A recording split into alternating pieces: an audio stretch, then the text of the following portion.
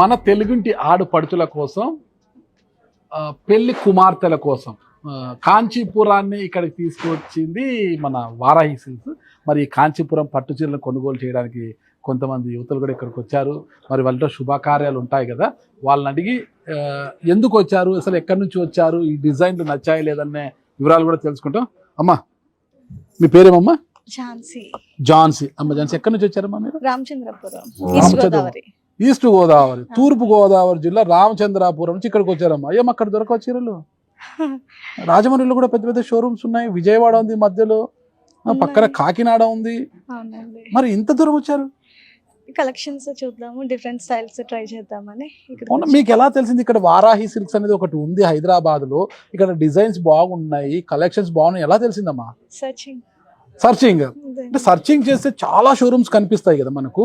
ఇది మహానగరములో ఇది ఒకటి, ఈ మహానగరంలో ఎన్నో షోరూమ్స్, కానీ వారాహిలోనే ఎందుకు కనిపించింది మీకు సర్చింగ్ లో? నచ్చింది వచ్చాము. నచ్చింది వచ్చారు. ఎందుకు కొనుగోలు చేస్తున్నావు అమ్మా ఇప్పుడు చీర? పెళ్లికి, మా సిస్టర్ మ్యారేజ్ ఉంది. ఓ సిస్టర్ మ్యారేజ్ కి మీరు కొనిస్తున్నారా?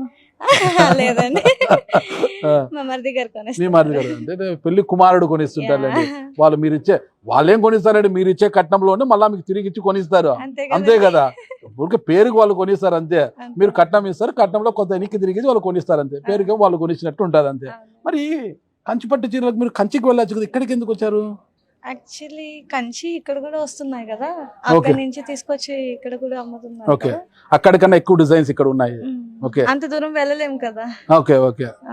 వచ్చింది స్నాక్స్ ఏమైనా ఇచ్చారా మీకు? బాగా ఇక్కడ మొత్తం మర్యాదలు బాగా చేస్తారంట.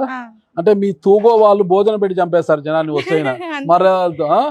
తినే వాళ్ళకి ఫిష్ కర్రీలంట, అవి ఇవి, ఆ బూరెలంట, ఇవన్నీ ఇంకా పూతరేకులు, అది మీ స్పెషల్, వాటితో చంపేస్తారు.